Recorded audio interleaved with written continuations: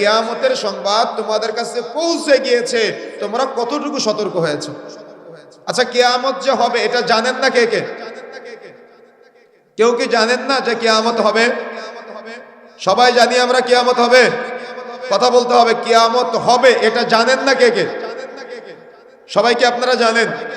তাহলে কিয়ামত দিবস যে সংগঠিত হবে, এই কিয়ামত দিবস সম্পর্কে জানার পরেও আমরা কতটুকু সতর্ক হতে পারলাম? ইদা সুলসিলাতিল আরদু সিলসালাহা, যখন প্রচন্ড আকারে জমিন প্রকম্পিত হবে, কখন প্রচন্ড আকারে জমিন প্রকম্পিত হবে? যখন কিয়ামত দিবস সংগঠিত হবে।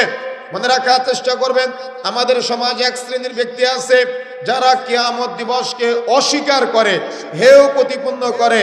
আর ওয়াইতাল্লাযী ইউকাযযিবু বিদ্দীন, তুমি কি জানো বা তোমরা কি জানো, তুমি কি দেখেছো বা তোমরা কি দেখেছো যে কিয়ামত দিবসকে অস্বীকার করে, যে পরকালের জীবনকে অস্বীকার করে? কি আমাদের মাঝে এমন বহু নাস্তিকবাদী চিন্তা লালন করার মানুষ আছে না যারা কিয়ামতকে অস্বীকার করে? আছে না আমাদের? কিন্তু আল্লাহ রাব্বুল আলামিন বলেছেন তারা হলো অপরাধী।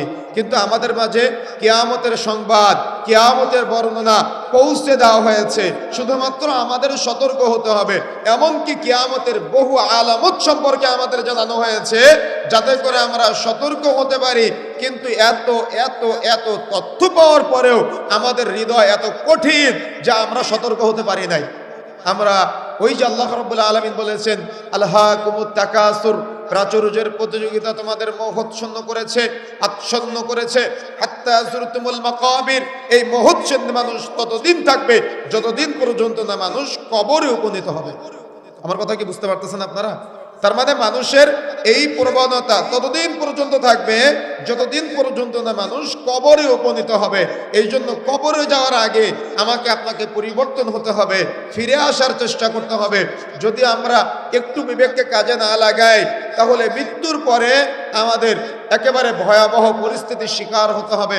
এই জন্য আল্লাহ রাব্বুল আলামিন আমাদের সতর্ক করে বলছেন, আল্লাহ রাব্বুল আলামিন বলছেন হাল আতাকা হাদিসুল গাশিয়া, কিয়ামতের সংবাদ তোমাদের কাছে পৌঁছে গিয়েছে, পৌঁছে দেওয়া হয়েছে। তোমরা এত এত কিছু জানার পরেও তোমরা কতটুকু সতর্ক হয়েছো? আসলে কি আমরা সতর্ক হতে পেরেছি? রাসূলুল্লাহ সাল্লাল্লাহু আলাইহি ওয়াসাল্লাম বলেছেন কিয়ামতের আগে জিনা ব্যভিচার বেড়ে যাবে, কিয়ামতের আগে মূর্খতা বর্ষণ হবে, কিয়ামতের আগে মানুষ নিজেদের মসজিদ নিয়ে গর্ব করবে। কিয়ামতের বহু আলোচনা আমাদের মাঝে এসেছে, কিন্তু তারপরেও আমরা আলোচনা থেকে সতর্ক হতে পারি নাই। আজকে মূর্খ সমাজ